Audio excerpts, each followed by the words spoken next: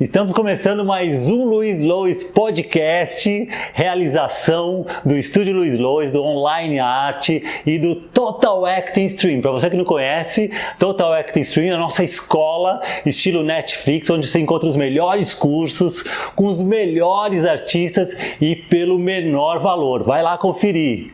E hoje, aqui no nosso Luiz Lois Podcast, eu estou trazendo uma pessoa, um artista especial. Eu quero muito que vocês conheçam. Esse cara, gente, ele é ator, diretor, tradutor, produtor, professor. Cara, o cara é um artista multifacetado, faz muitas coisas, foi por muito tempo Cultural Manager da cultura inglesa, que fez história lá com muitas produções, com muitos eventos aí que ficaram marcados aí na nossa história. E hoje vocês vão conhecê-lo aqui, Laerte Mello. Ô, Laerte, valeu, cara. Você tá aqui, cara. Prazer, obrigado cara. Pelo convite. Obrigadão mesmo, cara. Obrigado, cara. Delícia. Cara, Laerte, primeiro uma honra aqui te receber depois de tanto tempo, né, que a gente já se conhece, cara. Né? Queria te trazer, tava fazendo uma campanha para te trazer aqui. E, cara, olha, você que tem tudo isso, né, um artista multifacetado, você faz tanta coisa. Desde que eu te conheço, é tão ativo, né? Tanto na linha de frente, na atuação, fazendo suas peças, atuando, como também nos bastidores, também nas produções. Tem uma coisa, quando o pessoal me procura, eles procuram muito assim, querendo saber, Luiz, os artistas vêm e falam, como que a gente se movimenta? Como que é essa técnica que você faz? Como que você faz isso? E eu falo sempre assim, gente, a primeira pergunta não é como se movimenta, mas o que te move. E aí eu pergunto para você que faz tanta coisa, o que te move para fazer tantas coisas aí? Cara, eu acho que essa vontade de produzir, de estar em cena, de ver produzido algumas vezes, que eu não estou em cena, mas eu vejo aquilo acontecer. E eu, sei lá, sou de uma geração que gosta do teatro pelo teatro, né? Assim, né? Tem uma necessidade de estar, né, sempre ou fazendo por trás nos bastidores ou em cena. Mas é uma necessidade, eu acho, que a gente tem, né? Independente de se tem público, se não tem, né? Que é uma coisa que, sei lá, eu acho que a gente... Não que a gente não tá nem aí pro público, mas é que o teatro é feito porque essa necessidade é muito pessoal, né? E, então, independente de ter dinheiro, de não ter dinheiro, é aquilo lá, você vai lá e faz alguma coisa, algum texto que você viu, ou que você leu, e você fala, cara, isso... Eu quero falar isso aí, né? E junto com a vontade de querer estar em cena, ou querer produzir, aí você faz. E acho que é por isso que eu tenho aí mais de 40, né, peças feitas esse tempo todo. Cara, muita coisa. Quase 40 anos de carreira, assim, né? Meu Deus, muita coisa, cara. E hoje você tem uma formação tremenda, tem uma história tremenda, mas... Você tem uma história que você começou fazendo, depois você estudou, né? Foi. Aliás, outra questão lá dessa geração, né? De muito tempo atrás. A gente ia pra cena, ia fazendo, aprendendo, trabalhando com gente mais velha, e isso aí ia sacando qual que era.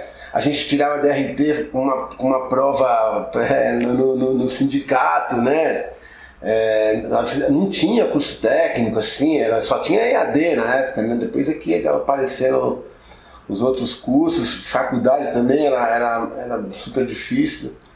E aí eu fiz 2 anos de faculdade, numa faculdade chamada Marcelo Tupinambá, que é de escola ali na Sim, eu lembro. Um cara chamado Randy, que era com os professores da EAD, né? A Milene Pacheco dava aula lá, a professora de corpo, a Yolanda, sabe? O Ednir Fraga. Quer dizer, na verdade era a escola particular com os professores da EAD. Quando essa escola fechou, essa faculdade fechou, eu parei, e estava no 2º ano. Isso foi em 84, 85, né? Do século passado, né?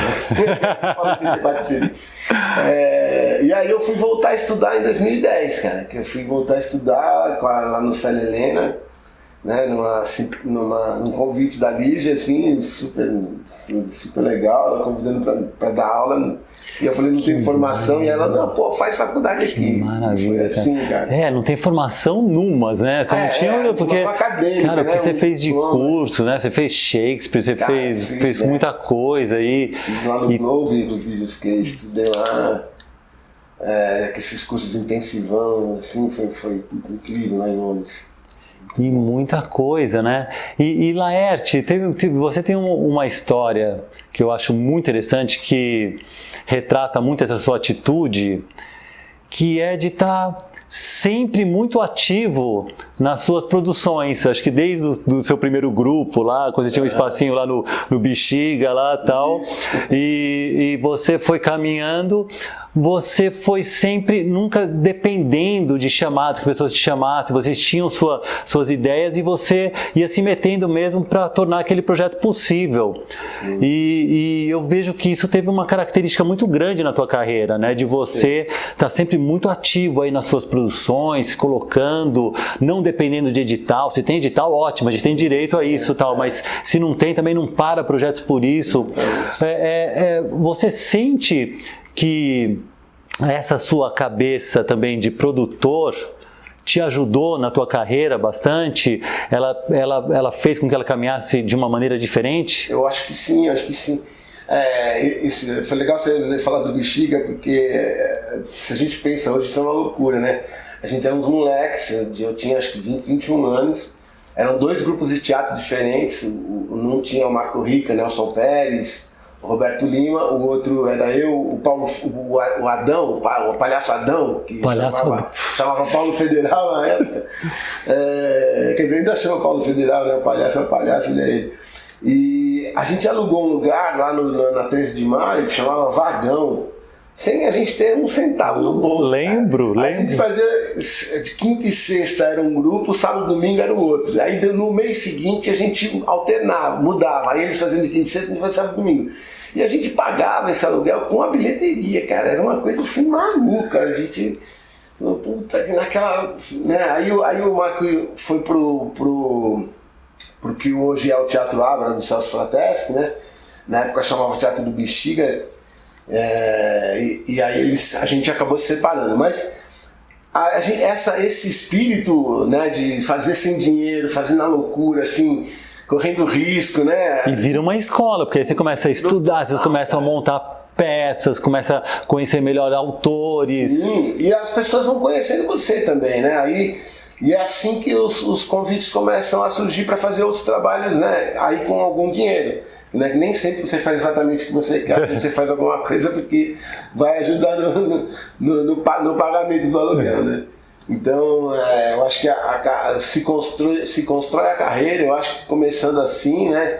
Fazendo o que você tem vontade de fazer, porque as pessoas reconhecem esse empreendimento e te veem em cena. Se ninguém te vê em cena, cara, se você ficar sempre esperando edital, né? Eu ganhei muito pouco edital.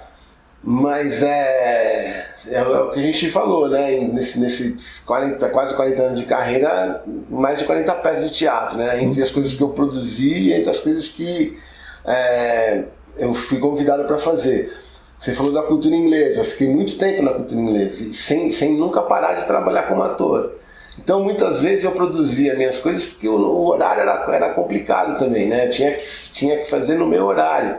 E aí eu convidava quem podia no meu horário, e a gente ia fazendo também. Então, isso também foi uma questão, né?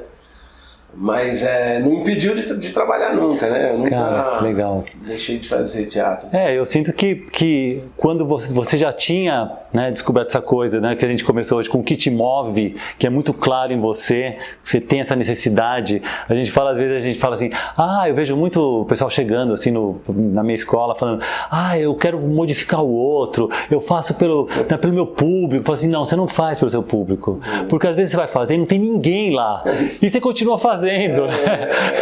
E você continua fazendo. Tem algo em você que te mobiliza, que a gente fala que é uma missão, um sofrimento, é tudo junto, e eu vejo muito isso em você. Mas aí tem esse outro problema, né? Quando a gente tem esse sonho, a gente tem esse impulso ardente, a gente lida com a sobrevivência, com a realidade, e aí quando essa cabeça do produtor, também do empreendedor artístico, eu acho que você tem muito, que faz a diferença, que fez, por exemplo, em muitas produções suas. Eu lembro daquela história, daquela peça, né, em que você, né, se destacou lá do Senhorita Júlia, que foi assim, né? Você estava num lugar, estava com um sonho, ela estava com um grupo, e aí conta aí como é que foi isso. Cara, isso eu acho muito legal ser compartilhado. E, gente, anota e olha só como faz diferença. Cara, isso foi em 1997. A gente começou a trabalhar o Senhorita Júlia, eu, a Marta Meola, Roberto Lima, Carlos Cerveira. E a gente, quando começou a ensaiar, não tinha ainda onde apresentar. A gente estava, bom, vamos ver, vamos começar, e a gente, né, cada um indo atrás de um lugar e tal. E a gente ensaiava ali na Vila Madalena e fomos tomar um café no France Café, que tinha aberto ali recentemente. Aí, eu não lembro, um de nós foi no banheiro e viu um espaço lá embaixo, no subsolo do France Café, um espaço vazio. Aí subiu e falou, cara, tem um espaço lá embaixo que seria louco, a gente tem a ver pra caramba com o que a gente está fazendo. Aí a gente foi no caixa do France Café e falou, quem é o gerente e tal? Aí o gerente levou a gente pro dono do France Café, a gente fez a proposta, falou, ó, a gente não tem nenhum dinheiro, nenhuma perspectiva de ficar milionário, mas é o seguinte, tem esse espaço aí, vocês estão abrindo o France Café agora.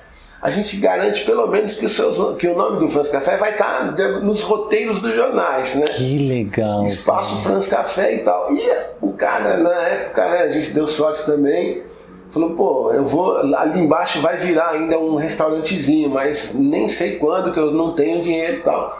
Vamos fazer. Cara, foi muito legal. A gente começou lá, foi super bom pra nós. Foi uma peça muito bem sucedida. Depois ela fez temporada em outro lugar. A gente foi pra Salvador, a gente fez um festival lá na Bahia. Depois a gente foi pro Casarão na Avenida Paulista. A gente ficou 6 meses lá também.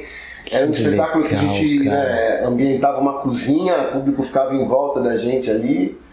E, pô, foi um espetáculo que foi muito gostoso de fazer e que rendeu. E que, pô, o cara do France Café adorou, né, cara? Cara, foi de tomar um café, mas a cabeça do produtor também, né? A turma lá ligada. É isso que é legal, isso que faz diferença, né? Porque eu sinto que, eu vejo assim, a turma quer muito emprego, né? Eu quero trabalhar, esperar um diretor, um autor, um produtor te chamar. Mas eu falo sempre para a turma, cara, você precisa... O ator ou a atriz nunca estão sem trabalho, estão sempre trabalhando, a gente trabalha em intensidade, a gente ensaia, a gente cria repertório, números, quadros, esquetes, tal. E aí com isso você tem o que oferecer, você sai daquela posição de pedinte, você se torna mesmo um artista que vai lá e oferece o seu trabalho. É uma posição bem diferente, que você fez isso a carreira inteira, né? Inclusive no France Café, eu tenho certeza que você fala assim, ó, eu não tenho nada, mas eu queria. Não, você tinha já já tinha alguma coisa e você ofereceu para eles, com né? Certeza, com certeza. Aliás, isso é uma questão, né? Às vezes a gente acha que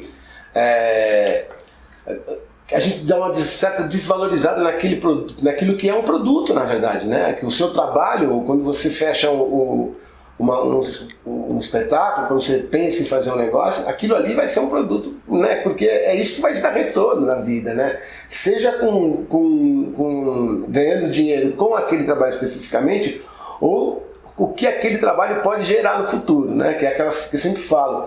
Se você não ganhou muito dinheiro com esse espetáculo, pode ser que alguém tenha te visto e te chame para fazer alguma coisa que vai ter muito dinheiro, que você vai produzir um outro trabalho depois, né? A gente vai indo assim, né? Nessa corrente, porque aliás, como toda profissão é uma rede, né? Se você não se mostra dentro dessa rede profissional que você escolheu, você cai no anonimato, né, cara? Então... Não, mas é exatamente isso. Eu lembro quando eu voltei da Inglaterra e eu fiz um espetáculo, inclusive você me ajudou muito naquele espetáculo, Linhas Cruzadas, que me ofereceu espaço de ensaio, tudo, foi muito legal, em 97 e tal, 98. E nesse espetáculo, eu estava voltando de Londres, então tem um espetáculo super abstrato, com linguagem de teatro físico, decruziana e tal. Foi um espetáculo que teve muito sucesso com o prêmio Shell, com essas coisas e tal, mas que ninguém viu. Ninguém viu. Mas, a partir daquele espetáculo, eu não parei de trabalhar. E eu falei, cara, nunca vi. Então, aconteceu esse evento. Eu não ganhei dinheiro no espetáculo, mas depois vieram muitas oportunidades também. Você tinha ele pronto ali para você oferecer naquela época que a gente tinha, que eu tinha esse espaço para te... Né, exatamente. Te também. Porque tem isso também, eu acho que a gente nunca pode ficar esperando acontecer alguma coisa para aí você resolver montar um negócio. Você sempre, eu acho que você tem que estar sempre com uma carta na manga. Se alguém fala assim, putz, tem essa oportunidade aqui, você fala, pronto, eu tenho isso aqui para apresentar aí. Porque se a pessoa vem, eu tenho essa oportunidade, e fala, então eu vou preparar um negócio, ele já vai falando, não, puta, eu preciso de um negócio que já esteja pronto. E aí você tem sempre que estar com alguma carta na manga. Isso eu aprendi muito com o meu mestre, viu, Lade? Porque ele falava isso assim, ó, tenha quadros, números, esquetes, shows, espetáculos, você treine, aprenda até, mas já crie com isso, vai criando, porque é isso que vai te dar emprego depois também, né? Você tem o seu trabalho, e aí é que o pessoal quer emprego antes do trabalho. Aí que pega. Mas que legal. E aí você, cara, com isso, eu vejo que começa a vir uma turma, que eu vivi muito isso, também a coisa do teatro físico, de um pessoal que se coloca no centro da criação, que vira autor e obra, que produz seus trabalhos, o pessoal do circo, que já tem isso aí, né, há séculos, tal, isso. E você... Aqui no Brasil, quando eu voltei para o Brasil, já estava um movimento de teatro físico aí legal, e aí eu vou descobrindo esse movimento. Quem que eu vejo aí, né, coordenando tudo isso? Laerte Mello, né? Já tinha um evento muito legal da cultura inglesa, o Festival de Teatro Físico e Teatro Visual, exatamente. Que... eu consegui ver na Inglaterra, né, com um grupo que foi premiado e foi para lá, na época eu morava lá, e eu fiquei muito encantado quando eu voltei a ver esse movimento aí, e que você estava liderando, porque a gente falava do festival, falava de Laerte Mello, né? Festival Laerte. E eu até escrevi no meu livro sobre esse evento, que na década de 90 foi transformador e uma grande referência. E como que surgiu essa ideia, Laerte? O que na época a cultura inglesa queria fazer, levar grupos daqui para a Inglaterra, e tinha esse impedimento da língua, né? Pô, mas a gente vai chegar lá fazer em português, os europeus raramente leem legendas, como é que vai ser isso e tal? E aí, cara, a gente começou a falar de teatro físico, né? Tem essa linguagem que na Inglaterra rola muito e que a Denise Stoklos vive fazendo lá no Festival de Edimburgo. Então, meio que a gente começou a ver essa questão da Denise Stoklos, que foi quem meio que impulsionou a gente. Nessa época teve o Mary Stuart dela lá, que inclusive ela era comparada, tinha uma comparação inversa, falavam do Steven Berkoff como Denise Stoklos, né? Ela era a referência. Falava que o Berkoff era a Denise de calça. Exatamente. É um negócio super legal, assim. A Denise era tão monstruosa que um dos melhores atores do teatro físico deles era comparado com ela nesse Exatamente. Sentido. E aí, quando a gente viu alguns vídeos e tal, falou, pô, é isso, vamos fazer um festival aqui então, como escolher um grupo, né? Pensou também, pô, vamos isentar a cultura inglesa da escolha, vamos trazer um grupo de profissionais que estudem isso, e aí esse grupo de profissionais é que vai selecionar o grupo que vai levar para que vai maravilhoso, fantástico. E aí começou com o Cobrador, né, que ganhou o primeiro, depois Flor de Obsessão, do Pia Fraus, que foi um baita sucesso. Esse foi incrível porque direção do Chiquinho Medeiros, e o Chiquinho é um cara que nem nós, assim, nesse sentido de pesquisador que se mete, criava assim, cavava as oportunidades. O que aconteceu? A gente chegou lá, né, o Flor de Obsessão foi o primeiro a ir para Edimburgo. E a gente chegou lá, o Chiquinho, pô, mas como é que a gente... Só para o público entender, tinha um circuito que se apresentava em Londres e depois ia para o festival em Edimburgo. Era isso, tinha um período de inscrição aqui em São Paulo, iam muitos grupos, tinha uma seleção, uma banca, aí tinha os premiados e o premiado ia para lá para se apresentar lá, fazer uma temporadinha. E eu vi lá, cara, foi fantástico. Depois era o sonho. Era o sonho. A gente foi lá levava em Londres pro Battersea Art Center, que era um teatro que tinha essa característica, né? Um baita teatro legal. De teatro físico. E aí a gente foi fazer em Edimburgo, era numa igreja gigante, esqueci o nome agora do lugar, da Venue, né? Que chamava lá. Mas aí a gente chegou lá, nessa primeira experiência em Edimburgo com Flor de Obsessão. E o Chico falou, pô, tem muito espetáculo aqui, né? Não sei se todo mundo sabe, o Festival de Edimburgo é o maior festival de teatro do mundo. Talvez ele não tenha a qualidade, né, como de Avignon, assim, não é conhecido como Avignon em termos de qualidade, mas como quantidade. Não que ele não tenha qualidade, mas é que a quantidade de coisas que acontece em Edimburgo é muito grande, né? Você sabe que uma vez eu estava lá no Festival de Edimburgo, aí eu fiz uma tour, uma escocesa, né, que estava liderando lá a tour, ela falou assim, se a gente juntasse todas as peças aqui do Festival de Edimburgo, juntasse num programa, você assistisse uma atrás da outra, né, ficasse vendo peças sem parar, você ia ter que precisar de 3 anos e meio para ver todas as peças. É isso aí, porque começa 10 da manhã, 10 horas tem peça, 11, meio-dia, 1 da tarde, e são mais de 100 teatros, assim, quer dizer, tudo vira teatro, né? E aí quando a gente chegou lá, falou assim, pô, e aí, como é que a gente aparece nisso aqui, né? Como é que... Aí, tem assessoria de imprensa? Não, não tem. Aí o Chiquinho, cara, ele falou o seguinte, vamos tirar xerox disso aqui. A gente era em 6, 7. E cada um de nós vai botar embaixo do braço 4, 5 releases aqui, que nós vamos fazer aqui na hora, blá, blá, blá, e vamos nos jornais. Cara, e a gente fez isso na louca, o Chiquinho naquela maluquice. Que maravilha. A gente estava num bed and breakfast, né? A gente pegou o lugar de café da manhã, deitamos no chão, fizemos tudo isso e fomos pro jornal, cara. Cara, que E aí, cara, o espetáculo começou a aparecer na imprensa. E tava o Domingos Montanheiro também. Né? Era Beto Lima, Beto André e Domingos Montanheiro. E aí a gente começou a aparecer na mídia, por causa desse esforço que o Chiquinho fez a gente fazer, puta, a gente não acreditando naquilo, mas dando certo. Começou a bombar, a gente começou a ter público, a gente ficava 2 semanas de segunda a sábado, tinha espetáculo todo dia, né? Só não tinha no domingo. Aí de segunda a sábado, e o público foi um boca a boca, tal, não sei o quê. Daí, quando terminou o festival, a gente ganhou o Total Award, que é o prêmio de teatro físico mais de lá. Nossa, é muito importante, muito conhecido. Muitos grupos internacionais, né, além dos grupos britânicos. Então, foi assim, para o Festival da Cultura, foi o pessoal... foi o ponto alto, assim. Tinha uma revista lá que era Total Theatre, que era bem conectada, né, com esse evento, e aí veio esse Total Awards. Eu nem lembro se era junto com essa revista, mas era um prêmio muito importante para o teatro físico. Foi muito legal, e essa experiência foi incrível. Cara, quanta coisa, cara. Cara, você vivendo tudo isso, bebendo tudo isso, nesse movimento de teatro físico aqui, me dando um puto apoio nessa época também que eu voltei. Aí, de repente, você começa a trazer umas figuras para cá também. Você trouxe o Steven Berkoff, que é assim, para quem não conhece, o Steven Berkoff, eu falo assim, que tem 2 figuras muito importantes do teatro físico no Reino Unido.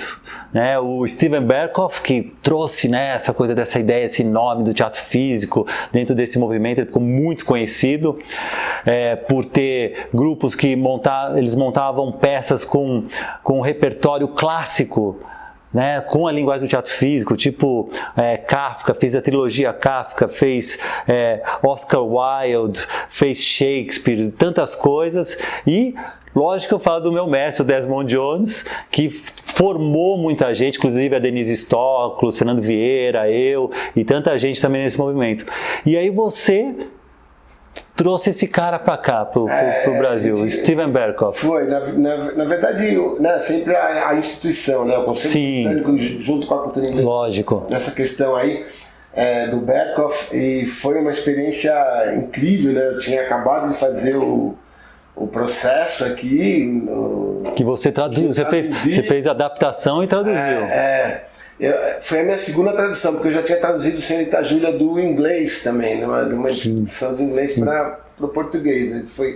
E aí no processo já tinha um pouco mais de tarimba, assim, né, para fazer a... E a turma do teatro físico ficava atrás dessa peça, né, do Kafka, porque cabia muito bem, né, aliás... Nossa, cara, incrível, eu lembro que eu terminava de ponta cabeça, pendurado num teatro alto pra caramba.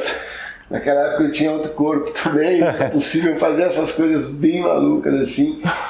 E aí o Berkoff era um mito, né, cara? Aquele cara que você fala, nossa, vou conhecer o grande homem, mas ele era uma figura difícil. Hoje a gente sabe que, né, não era assim, né? Hoje na internet você conhece melhor qualquer um, né? Você entra lá, vai vendo o cara num vídeo, no outro fazendo algum depoimento pessoal, você fala... Mas naquela época, bicho, a gente só sabia o que a gente via no palco, né? Nos programas, dia era uma loucura. Os entrevistadores ficavam loucos com ele lá, cara. Louco, porque ele falava um monte, brigava com todo mundo. Não, e aí tinha uma peça aqui dele, com um casal aí bastante conhecido na época, que eu vou poupar de falar, porque o comentário não vai ser legal. E aí eles ficaram insistindo pra gente levar o Berkoff pra assistir eles. E aí o Berkoff, puta, chato pra caramba, não. Aí ele falou, bom, e se a gente trouxer o espetáculo pra dentro da cultura inglesa, aqui no teatro? Aí ele falou, tá bom. Aí ele foi lá numa manhã lá, eles foram apresentar pra ele. Cara, foi um desastre, gigantesco, porque ele, tipo, na quarta cena ele levantou, ele ficou em pé assim, ele deu uma gargalhada. Aí, cara, ficou aquele mal-estar, aquele constrangimento, né? Aí ele virou e falou, não, a peça não é nada disso. A peça não é nada disso.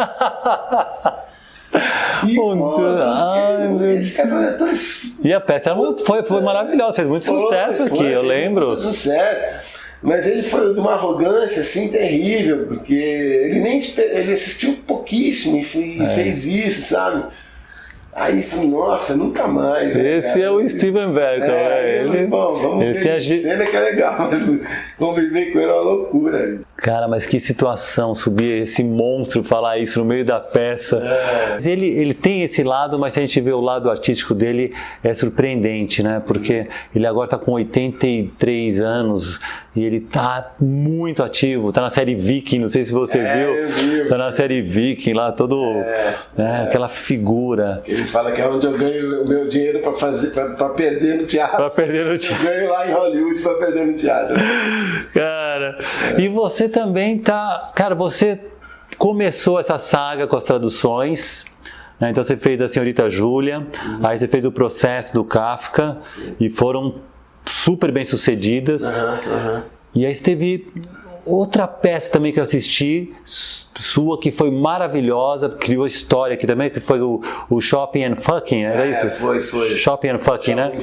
Também foi muito, virou moda, né, na época, foi muito legal, porque era energia, jovem, música. Foi um diretor. E você traduziu também. A minha tradução, o Rubens Caribé fazia, Ricardo Blas, Silvinha Buarque, Ana Kutner, Edu Guimarães. E a gente estreou no Sesc Pompeia, né? Foi engraçado porque o Sesc, a gente achou estranho o Sesc bancar, né? Porque era shopping and fucking e tal. Mas a gente não fez a temporada completa, a gente precisou parar, porque quando veio o pessoal na estreia, falou, não, é muito pra nós, né? É mesmo, teve isso. Demais, teve, aí... Isso foi em 1999, né? 99. E aí a gente veio pro Teatro Mars. E aí a gente... Foi lá que eu assisti. Assisti no Mars. Que aí a gente ficou um tempão lá. E foi maravilhoso. Quando eu vi, tava lotado, muita gente. Foi legal, E no Sesc, nas primeiras 2 semanas que a gente fez lá também, né? Aquela loucura que era no Sesc Pompeia, naquele teatro o maior teatro lá, que tem aquela tipo arena. Depois a gente foi para o Rio de Janeiro, fomos para Porto Alegre, foi uma peça que... Pô, fez história, muito legal. Meu primeiro carro. Foi um golzinho velho pra caramba que me roubaram depois, mas eu nunca tinha tido carro, comprei um carro. Cara. Então deu dinheiro aquele negócio lá, foi muito legal. Eu lembro. Além de ser um espetáculo incrível também. Muito bem sucedido. E também tradução sua, olha que maravilha. Foi. E aí depois teve também, aquela peça que fez história aqui também, né? Muito comentada, muito forte, muito intensa, que é da Sarah Kane, né? O Psicose 448. Não, foi o Ânsia ainda. Foi o Ânsia? Tá. O Psicose eu fiz agora, em 2014. Mas o Ânsia foi com direção do Rubens Rusch. Tá. E a gente fez no Centro Cultural São Paulo, ali na Jardel Filho. Depois também foi para Porto Alegre, foi para Recife. E aqui a gente foi indicado, né? A melhor direção, o melhor cenário. Quem fez o cenário foi a Silvia, que tá no Ágora agora também. Foi um cenário esplendoroso. Também fizemos sem dinheiro nenhum, cara, foi uma loucura isso. A gente conseguiu 10 mil reais para fazer com empréstimo para fazer o cenário da. Mas é isso. Porque aí a gente falou assim, quer dizer, né, ela falou, cara, eu acho que eu consigo o Festival de Porto Alegre. Aí lá a gente consegue pagar as despesas aqui. Aí a gente fez lá um empréstimo, a gente num risco total, sem nenhuma chance de dinheiro de volta, se não fosse pela Silvia em Porto Alegre. Aí conseguimos pagar o que pagou, ainda pagamos o Rubens. O Rubens Rusch, ele tinha ficado parado um tempo, esse foi um espetáculo de retorno dele. Ele era um cara já premiado com Becht, né? E ele só fazia Becht. Aí eu fui levar a Sarah Kane pra ele. E ele, não, eu só faço Becht. Pra mim, depois do Becht não teve nada. Aí fui embora, né, com meu pedido debaixo do braço. Passou uma semana, naquela época ainda era telefone fixo. Ele ligou lá, né, e falou assim, Laerte, quero te agradecer pelo que você me apresentou. Acabei lendo o texto aqui, numa hora que não tinha nada pra fazer. Eu quero fazer essa peça aí, cara. Olha, vamos fazer. Cara. Foi demais. E acho que foi um momento lindo, assim. Porque deu uma revigorada nele também, sabe? Assim, como pessoa. Aí ele começou, daí ele foi de novo, né, pro mercado e foi super legal. Depois eu fiz um Becht com ele lá no Sesc Consolação. Teve que dar de volta, teve que retribuir também. Aí a gente fez lá o Cascando e Palavras e Música, uma peça com 2 atores, eu e o Luiz Paetol, e orquestra de câmera, cara. Puta, foi uma que maravilha, cara. Não sei se você lembra da Cristina Thornton, que trabalhava na cultura inglesa.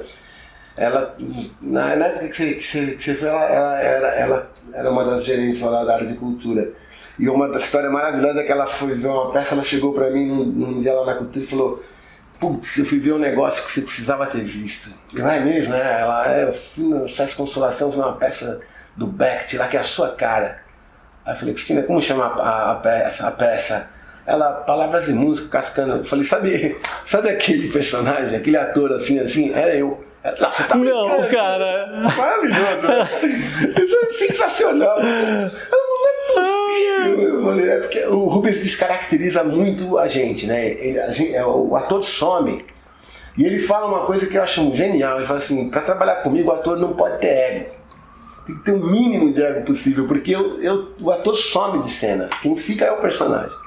Então pra mim foi um dos maiores elogios do mundo quando ela chegou lá e indicou uma peça pra eu ver o que eu tava fazendo. E não é que tinha 10 no elenco, só tinha 2, era só eu e o Luiz, né? Foi muito bom essa história. Que legal, cara, que maravilha, cara. Nossa, e Laerte, você que teve esse caminho, cara, você teve várias faculdades, né, nesse seu caminho. Você foi aprendendo, foi fazendo cursos, você fez muitas oficinas, foi fazendo muitos cursos também, imersões e tal. E aí chega num ponto que você é convidado para fazer uma formação, né? Aí você tem o seu estudo depois de toda essa carreira, essas faculdades. Como é que foi esse encontro, né? Com formalizar mesmo esse estudo? E agora que você é professor também, você dá aula de teatro, o quanto esse estudo é importante para um artista? Cara, foi extremamente precioso esse momento, sabe? Aliás, a gente não para nunca, né? Porque cada peça a gente está estudando e tal. Sim. Mas essa coisa acadêmica, né? De entrar numa sala de aula e tal, foi uma experiência incrível, porque a gente, quando vai para a sala de aula, a gente é muito novo, né? E a gente entende, mas tem muita coisa que se você pegar mais velho, você vai falar, nossa, é muito mais do que eu imaginei que fosse, né? Então teve esse momento, né, incrível, assim, de rever coisas que eu já tinha visto, né? Porque eu, de um curso de 3 anos eu tinha feito 2, né? E eu não pude aproveitar matéria nenhuma, porque oficialmente, quando a faculdade fechou, eu deveria ter ido num escritório do Ministério de Educação e pego algum documento. Só que eu não fiz isso. Então, quando eu fui lá para o Célia, aí eu fui atrás. Aí, não, já caducou isso aí. Você não tem como. É uma faculdade que fechou. E aí eu falei, bom, tudo bem, vou fazer na íntegra. E fiz para valer, cara. Fui nas aulas. E era muito engraçado, né? A Beth Dorgan que teve aqui, ela entrou na sala de aula e falou, o que você está fazendo aqui? A professora sou eu. Eu falei, claro, Beth, eu sou aluno. Ela, não, para! Como assim? Era muito bom assim, ter, né, alguns colegas de trabalho que eram meus professores, né? Então, gente muito mais nova do que eu, né, a Camila Minhoto, que tinha sido operadora de som no Blasted em 2003, né? 7 anos depois ela é minha professora de voz, né? Pô, então foi uma delícia, assim, né? O Célia é muito sério, né, na formação, né? Então eu saí assim muito renovado, sabe? Com mais vontade ainda de continuar fazendo. Que legal, né? cara. Tanto que assim que eu saí, eu já peguei uns colegas lá que eu tinha achado o máximo, assim, pô, esses caras, essas meninas aqui, esses caras vão fazer um espetáculo com eles. E aí eu montei o Psicose 448 com essa turma fresquinha, assim, acabada de sair. Então foi isso, Conseguimos, e dessa vez conseguimos um patrocínio pra fazer e, pô, de cara eles saíram ganhando um saláriozinho e tal, foi muito legal. E aí o Psicose da Sarah Kane, também uma tradução minha, essa tradução tinha sido montada no início dos anos 2000 com o Nelson de Sá. Ele tinha dirigido com a Luciana Vendramin e com o Luiz Paiton. E aí ele foi assistir agora em 2014 e falou, cara, agora sim, cara, eu entendi, você me fez entender a pé. Porra, você mexeu nessa tradução? Eu falei, claro, né, Nelson, também, né, não tem como. De 2000 para 2014 você tem que rever. E é isso que a gente está falando de estudar mais velho. Um texto que eu tinha feito, traduzido em 2001, 2002, quando você revê em 2014, você fala, nossa, cara, tem muita coisa aqui para mexer. E eu acho que você como pessoa tem outra visão daquele texto, né? E é um texto, cara, que não é para qualquer um, porque você pega essa intensidade, né? Inclusive 4h48 esse momento é a hora do suicídio, né? Um pouco antes do suicídio dela, né? Sim. Nossa, precisa ter muita referência para poder mexer num texto desse. E, pô, foi super legal. A gente teve duas críticas ótimas, uma do próprio Nelson, né, no site do Cacilda lá, que ele escreve com a Lenise, e outra na própria Folha, falando super bem do espetáculo, sem mencionar que eram artistas que estavam começando, assim, nem perceberam assim, que eram gente super nova fazendo. Que legal, cara, olha. Bem legal. Então na sua trajetória tem isso, né, Laerte? Você tem uma visão do todo mesmo. Você conhece os bastidores, você conhece a questão da produção, você se envolve em todos os setores. Eu tô contando esse episódio com o Chiquinho Medeiros lá em Edimburgo, de ir lá pegando as coisas, fazendo, escrevendo. E o artista, ele tem isso, né? Ele conhece um pouco da luz, ele conhece aqui o palco, ele limpa o palco, ele sabe, né, costurar seu figurino, você sente que essa atitude ela precisa ser mais enfatizada, ou ela está sendo escolhida, ou a formação hoje tem que ir para um outro lado mesmo? Ou você acha que faz falta essa atitude no artista de hoje? Faz falta, porque eu acho que O edital é bom por um lado, mas por outro ele deixa alguns artistas muito passivos, né? Principalmente essa geração que já nasceu com edital. A gente que nasceu sem edital, a gente só fazia, imagina, não existia, né? Era na raça. E aí eu vejo que muita gente, se o edital não sair, a peça não sai. E aí, cara, inviabiliza, porque a gente não tem edital para esse tanto de gente que está aí no mercado, né? Então você tem que se virar. E aí eu acho que falta mesmo essa iniciativa, né? E é uma coisa, é o que você falou, se a gente não fizer tudo, né? E eu acho que hoje em dia isso não acontece. O artista, o artista mais novo, ele tá... Não, eu sou ator, né? E a gente não, né, acabei de contar um pouquinho antes da gente começar esse bate-papo, que a gente fez um espetáculo para a escola, e eu tava lá limpando o chão do palco com um pano, e aí o grupo de teatro, o grupo de adolescente entra, e eu falei, gente, não é que faxineiro faltou não, a gente que faz isso aqui mesmo, limpa o palco, limpa o banheiro. Até para lembrar de uma situação com o Chico Medeiros lá em Edimburgo, a gente foi fazer uma apresentação no parque, que o Pia Fraus tinha um espetáculo curto, que eram os três atores manipulavam um único boneco, e tinha que ser em cima de uma mesa. A gente chegou no parque e não tinha mesa. E aí, não tem como. Fazer no chão não dá, e agora? Não vamos fazer. Aí eu falei, não, eu faço a mesa. Aí eles, como assim? Não, eu fico aqui assim, ó. Mas vocês fazem em cima das minhas costas. Põe um pano preto em cima de mim. Porque eu tinha um pano preto para pôr em cima da mesa.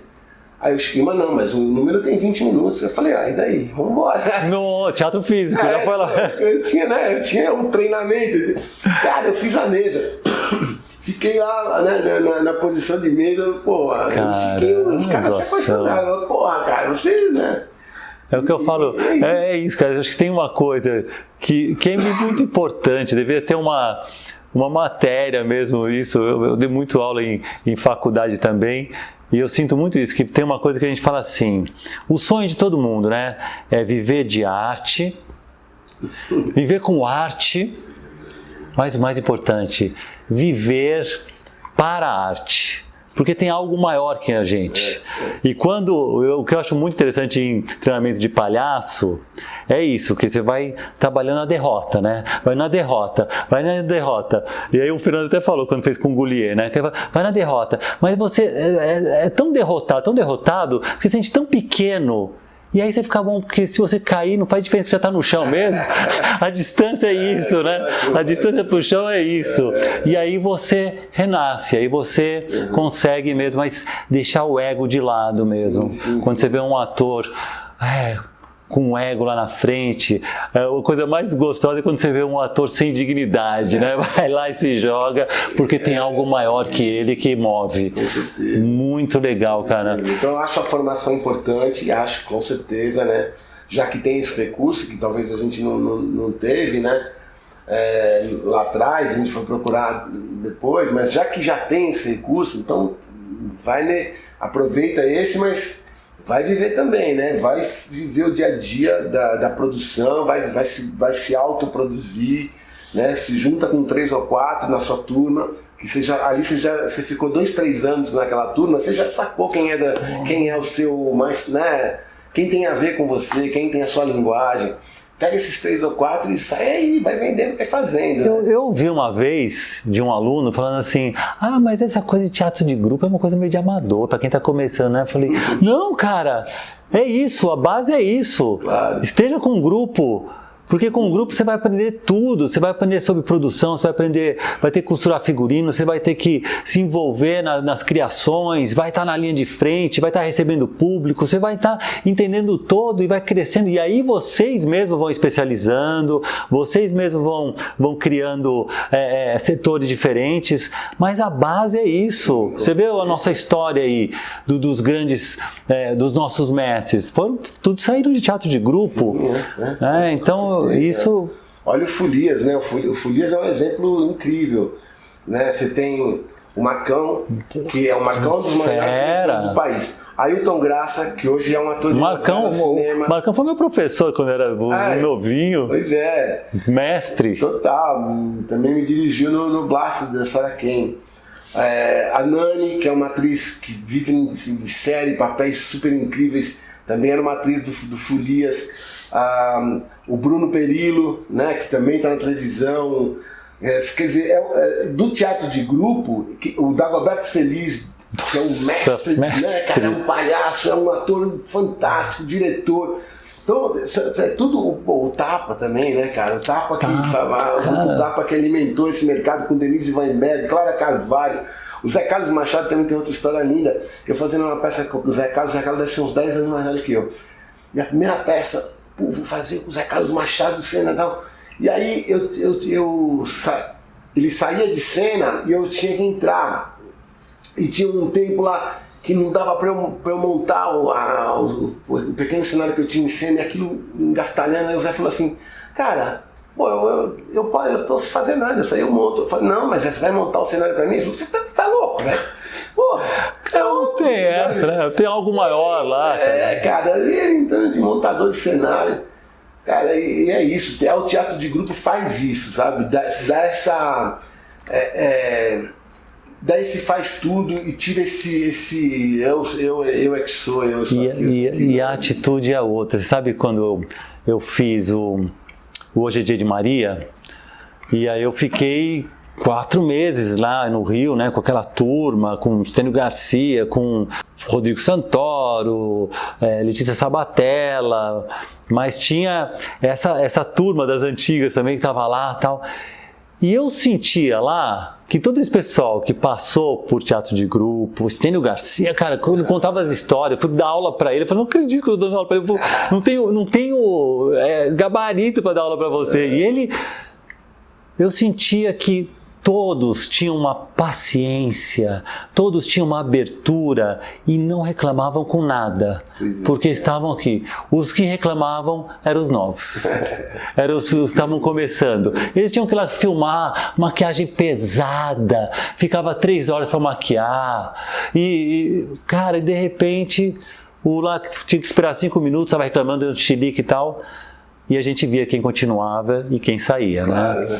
De repente, nisso tudo, vem uma pandemia, né, Laerte? Vem uma pandemia que todo o nosso modus operandi vai mudando, tudo muda, a gente tem que se afastar do nosso público, tem que se afastar do presencial, e aí começa a ter uma outra maneira da gente se colocar, uma presença online, uma presença digital. Como é que foi esse momento para você, essa virada?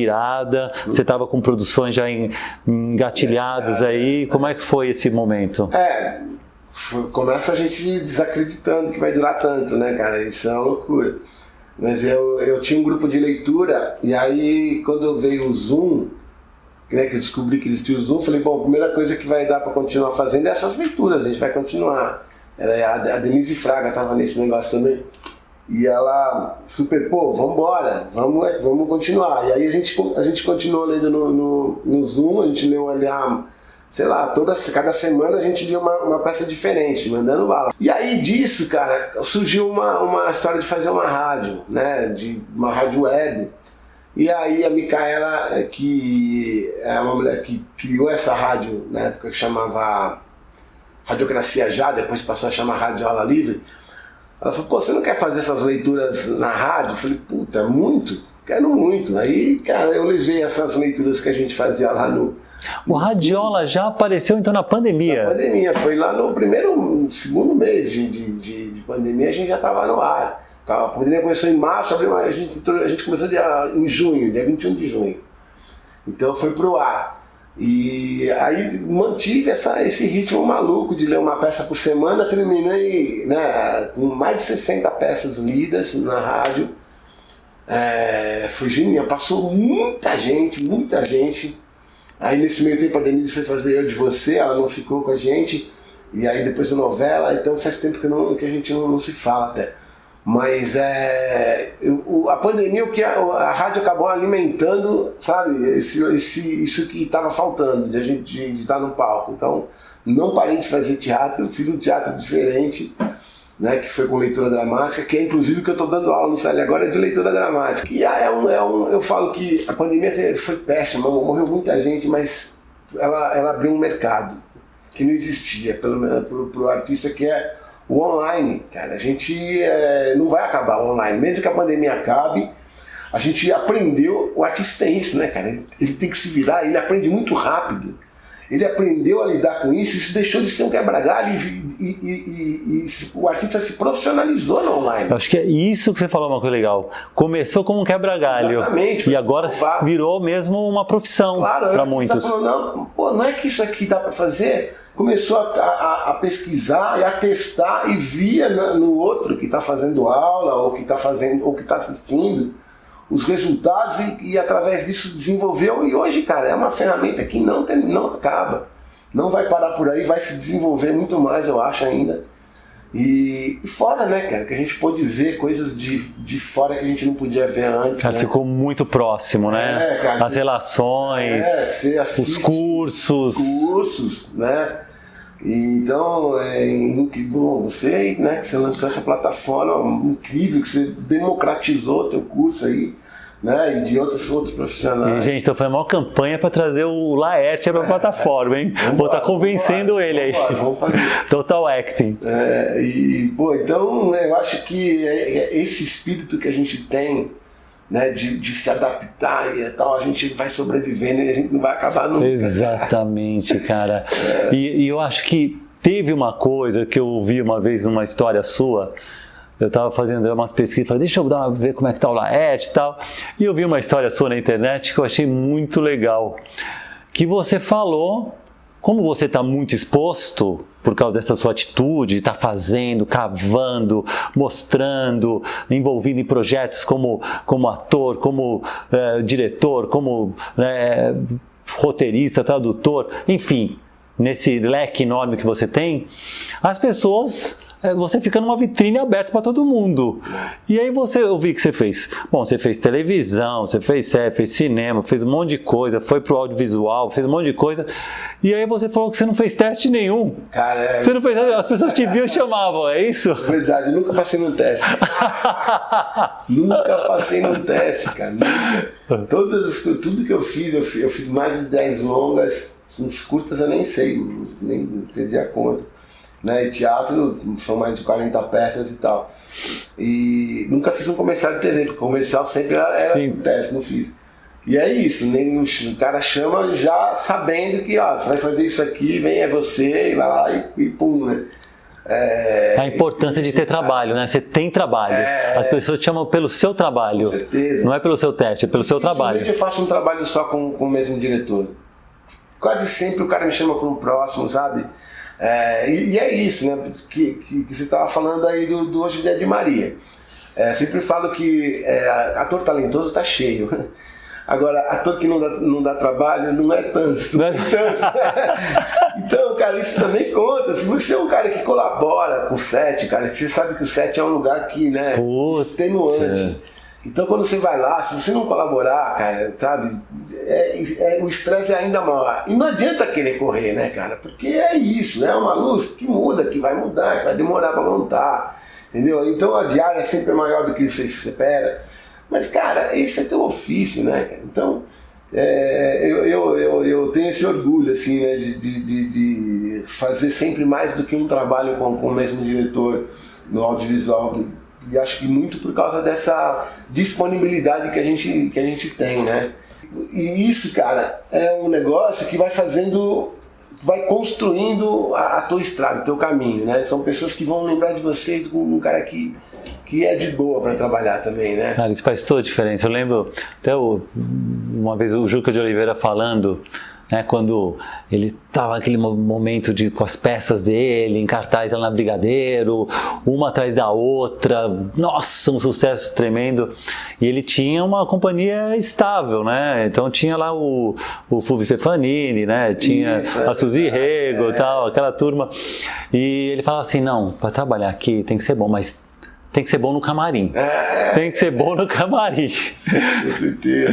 Porque senão não vai, né, também. Tem que ter essa disponibilidade, tem que ser aberto. O Luiz Vilaça, que eu fiz os quadros no Fantástico com ele, daí fui fazer o filme dele. A Lina Chami, que eu fiz também 3 filmes com ela, cara, sabe? Filme pra TV, filme gente que foi chamando de novo, cara, muito legal. Cara, que legal. E isso por você estar aberto, fazendo as coisas, tendo trabalho, e aí você é chamado. Aí faz muita diferença isso. E Laerte, você agora, dando aula na universidade, dando aula em escolas, e está dando aula de leitura, e você fez esse programa no Radiola sobre leituras. Eu lembro até hoje o Zé Rubens Siqueira, quando a gente estava na PUC juntos, dando aula na graduação, ele fala assim, essa turma não sabe ler, pô, precisa ler peça agora. Como que você sente que está essa relação com esses atores jovens com a leitura? É incrível, né? Uma deficiência. Eu acho que perdeu-se o hábito de ler em voz alta, né? E isso gera uma deficiência no ator, porque é um campo de trabalho, a leitura dramática é um campo de trabalho também, mas muitas vezes você é chamado por uma leitura que ainda não virou um projeto, que vai virar um projeto, você chega lá, você lê mal, você perde aquele trabalho. E aí você fala, não, mas se eu me preparar aqui, né, depois eu decoro, fica bom. Não, mas o problema é que você deixou uma imagem ali na leitura que o cara não te chama, a diretora não te chama para trabalhar. Então eu acho que falta isso. Eu tô pegando uns alunos, alguns leem bem um texto de prosa, mas tem uma questão com o texto, né, dramático. E aí você vai dando, né, pequenas dicas, assim, que para nós muito óbvias, né, de marcação de texto, né, de perder o cantado no falar, essas coisas, e aí vai andando, vai dando certo, e a pessoa vai descobrindo um outro mundo. E também você faz com que ele perceba essa necessidade da prática, né? Não adianta, nada vem sem a prática, né, cara? Você sabe que... É muito louco isso. Você falando isso, a gente estava falando do Chiquinho Medeiros, eu convivi com o Chiquinho Medeiros por muitos anos. E na casa do Chiquinho Medeiros tinham as leituras, ainda mais que ele fazia grupos de leituras, a gente ia lá, inclusive o Subúrbia nasceu assim, o Hamlet dessa maneira, desses grupos estavam sempre juntos lendo. E nessas leituras que o Chiquinho já vendo o potencial das pessoas, já ia e se transformava em projetos, mas tudo vinha das leituras, da mesa, que era fantástico. Você está falando disso, e a importância para aqueles artistas, quando via, já não conseguia ler direito, já não tinha como continuar, já não tinha como... E às vezes a gente não dá essa importância para a leitura dramática. O Chiquinho, pô, a gente ficou um tempão, 5, 6 anos, com um projeto lindo também de leitura dramática, inclusive numa iniciativa Serelene e Cultura Inglesa na época. E a gente lia também uma peça por mês, traduzia e lia. Então foi todo esse teatro contemporâneo britânico aí entre 2005 e 2015. Fui mais de 5, 6 anos, viu? 2005 a 2004, quase 10 anos de trabalho junto, eu e o Chiquinho, nessa coisa de leitura dramática, uma vez por mês. E era, né, cara, além de você conhecer coisas novas, né, porque você vai em textos novos, né, os clássicos são maravilhosos, mas você precisa se renovar também, né, então a leitura dramática ajudou demais. Dessa leitura dramática que surgiu esse grupo que está fazendo Cidadão de Bem. Cara, essa peça que você está em cartaz aí. E me fala, já aproveita agora então, porque eu ia te perguntar isso. Eu estava tentando trazer o Laerte aqui, e ele falando assim que estava ensaiando 3 peças, estava com outra em cartaz. Luiz, eu não posso tal dia, porque eu ensaio tal dia, outra peça outro dia, outra peça outro dia, final de semana eu estou em cartaz. Caramba, me fala o que você está fazendo então. Então, cara, de chamar as pessoas para ler na rádio, aí foi pintando algumas pessoas que, né, falou, pô, eu quero trabalhar com essa daqui, quero trabalhar com essa daqui. E aí a gente reuniu quando a pandemia começou a acabar, e aí a gente foi pro palco. A gente falou, pô, vamos pegar e ficar trabalhando em cima desse cidadão de bem, entre aspas, aí, que se autodenomina cidadão de bem. E aí a gente começou a trabalhar em cima de notícias, né, não fake news, reais, e foi fazendo uma dramaturgia. Então, Alexandre Ogata, Benedito Bandeira, Bia Lerner, Catrine, Fernanda Versolato, Felipe Salles. Olha, o elenco não é pequeno não, hein? Um elenco grande. Estamos fazendo Cidadão de Bem. Márcia, ela tá na oficina Oswaldo de Andrade. Mas a gente já está vendo outros espaços para continuar. Que legal. Para continuar, porque tem um público jovem curtindo muito o trabalho e a gente é um camarim delicioso, então isso vai longe. Né? Estou fazendo uma peça tristíssima que chama Rebanho, de uma mulher chamada Penélope Skinner. Essa eu estou dirigindo com a Malu Berrembach, que estava no Cobrador. Sim. Malu Berrembach, Ana Paula Dias e Marcele Lemos. Estreia em abril num espaço chamado O Andar, ali na Marechal Deodoro, que fala, né, chama Rebanho, e fala sobre esse totalitarismo, essa coisa da religião chegar num extremismo perigoso, né? Estou fazendo Mãe Morta, né? Isso, um espetáculo que estou ensaiando também, que é de uma autora chamada Micaela, que é a história de uma mulher trans, né? É uma saga assim da vida toda dela. Essa autora que chama Micaela, com a direção da Bia Campos, um elenco de 14 pessoas. De raridade, hein? Isso estreia em junho. Isso só em musical que a gente vê. Cara, pois é, um trabalho lindo, assim. E ainda tenho 2 espetáculos que, né, E tudo para estrear presencialmente. Tudo presencialmente. A Morte é Donzela, do Ariel Dorfman, também um espetáculo que a gente só fez um final de semana em dezembro, mas que vai voltar também agora durante o ano, provavelmente em maio. Quer dizer, então é o que eu estou te falando, cara, que não paro, né? Eu fico linkando os trabalhos para não ter vácuo. Porque se você deixar entrar num período que você não faz nada, é sempre difícil de retomar. Sempre difícil. Então... E, Laerte, estamos chegando aqui no final, cara, que aula, hein? Que aula, hein?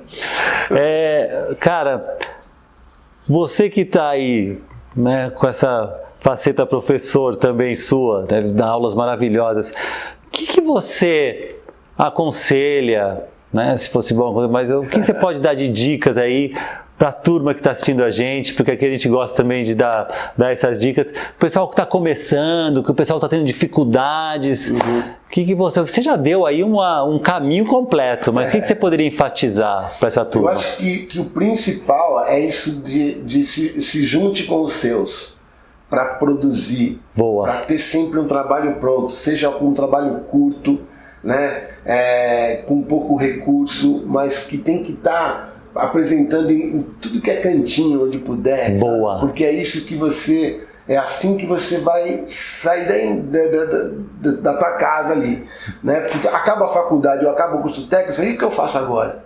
Não, antes de terminar o curso, lá nos últimos 6 meses, você já tem que estar preparando o que você vai fazer no semestre seguinte com esses 3, 4... Não espera acabar o curso, né? E isso vale para um workshop, uma oficina também. Às vezes, né, não é só um curso técnico ou a faculdade. Você está numa oficina com mais gente ali, você também saca quem pode ser o seu, né? Você fez uma ceninha com alguém numa oficina que foi legal, pô, vamos manter essa cena? Vamos ficar se encontrando a cada semana, a cada 15 dias. Você vai descartando, né, pérolas, vai descartando. Exatamente, não joga fora, né, cara? Então... E agora a gente acabou de falar do online, né? Põe no online, põe no YouTube o negócio, deixa rodar lá, vai renovando isso, continua fazendo para isso, né, se desenvolver. A gente que é do teatro sabe que quanto mais você faz, mais aquilo vai ficando apurado. Aí você grava de novo, tira do YouTube o que estava velho e coloca novo. E fica bom, cara. Eu acho que é isso, é você não parar. Gente, fantástico, Laerte. E me fala uma coisa, você não tem lugar mais na tua agenda, mas para quem quer te achar aí, para quem quer te achar, aonde que o pessoal te encontra? No e-mail sempre, laertemelo com 2 L's 1964 @hotmail.com. E você tá nas redes, você tá no Instagram também? No Instagram, laerte1964. Também no Instagram. E essa companhia que eu estou trabalhando com o Cidadão de Bem, que é uma companhia que montou Psicose 448 também, @Fatal Companhia, inteiro, não é CIA, Fatal Companhia. Então tá lá também informação sobre o que a gente tá fazendo. Valeu, cara. Pô, obrigado eu. Que honra, cara, que honra. Valeu, cara. Gente, maravilhoso. Ó, e se você se interessou, também vale a pena você conferir a escola Total Acting Stream. Vai lá que tem cursos pra caramba, com mestres, e eu vou fazer a maior campanha para trazer o Laerte aí, levar pra lá também. Todo mês tem conteúdo novo. Aí você faz assinatura e você tem acesso a todo esse material. Valeu? Então te espero semana que vem tem mais. Até!